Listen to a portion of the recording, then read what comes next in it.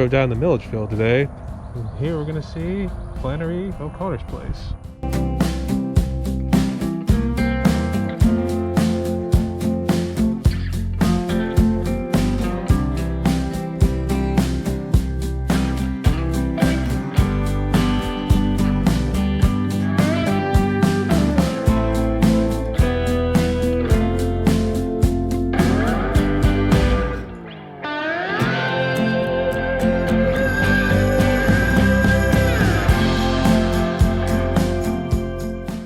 Hey guys, it's Brian and welcome back to my vlog, Through My Blue Eyes.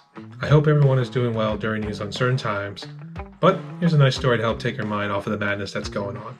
For today's video, I'm going to talk about Flannery O'Connor, a renowned novelist and short story writer, and her farm in the town of Milledgeville known as Andalusia that we visited during our trip to Georgia.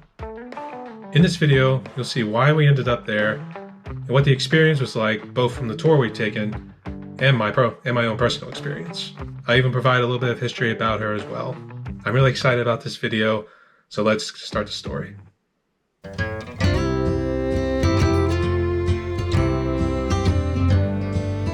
Mary Flannery O'Connor was born in Savannah, Georgia in March of 1925. Her family was Roman Catholic who attended the St. John the Baptist Church, of which her childhood home was only a few blocks away. She would attend the parochial schools throughout her childhood, but would move to Milledgeville with her family during her teenage years when her father began to suffer from lupus.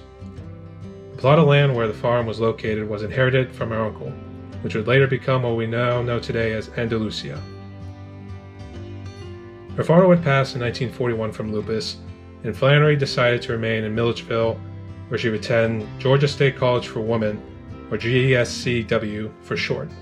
It was later changed to Georgia College and State University sometime later. As an avid reader and even an artist, she participated as an editor for the Corinthian Literary magazine. While on campus, while also contributing her works of fiction to the magazine. She would excel while at GSCW and would go on to State University of Iowa after receiving a scholarship where she would graduate with her master's degree.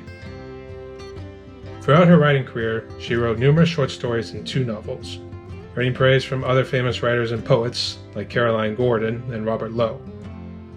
Her works delved into the complex social issues of her time, using religious themes and undertones. Her writing incorporated lessons that the characters would learn near the end of her stories and even give a glimpse of what her time was like in the Deep South. Not only that, but her characters would reflect people she personally knew, mainly her mother Regina. Some of her stories don't end in a typical manner, probably as a punishment for her character's hypocrisy. Others give a message of hope and reconciliation, or some other religious message that the reader can interpret. She would have a prestigious writing career, but she would later be diagnosed with lupus, the same illness that took her father. She moved back to Andalusia, where she would spend the rest of her days avidly writing, even editing a story on her deathbed. She passed in August of 1964 at the age of 39. She would earn posthumous accolades, and her work would be highly respected in the literary community. So, how did we end up on Andalusia? Well, my mom was taking a class that focused on Flannery O'Connor's short stories in order to take her mind off of the pandemic. She had read a couple of her stories and had found them very thought-provoking. While researching where we could go on our trip while staying safe, we found out that her house was in Milledgeville, so we decided to check it out. It sits off of US Highway 441 and can easily be missed if you're not paying attention. There's a dirt road that takes you through some wilderness before you eventually end up where her residence and farms are.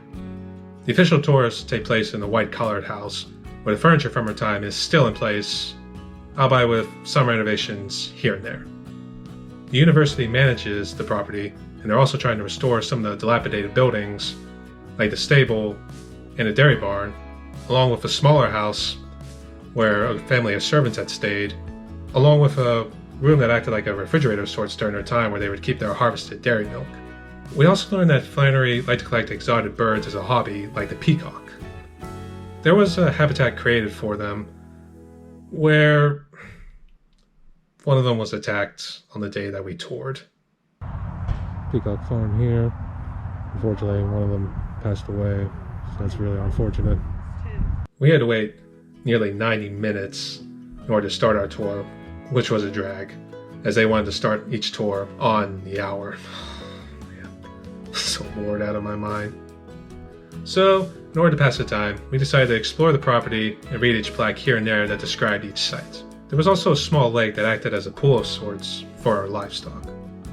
When it finally was our turn, it was just us and our tour guide, who was part of the university, Georgia College and State University.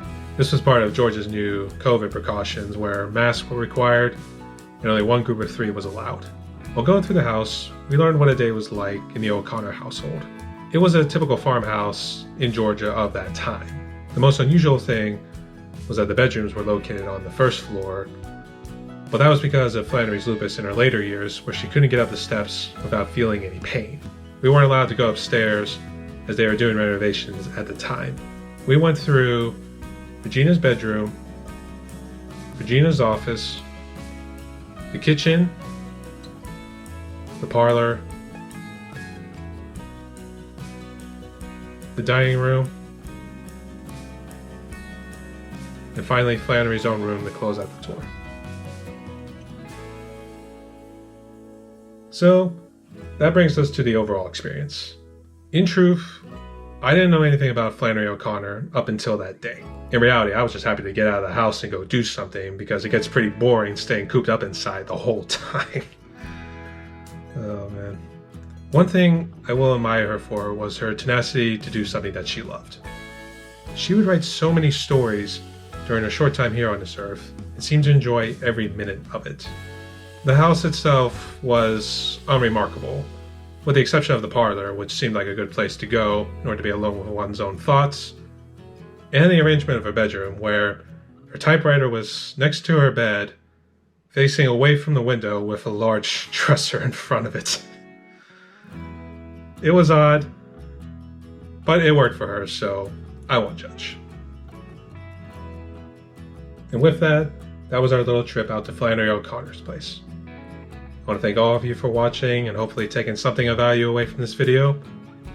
As always, you are welcome to subscribe and hit me up on social media. I will leave the links in the description below. Thanks again so much for watching. Stay tuned.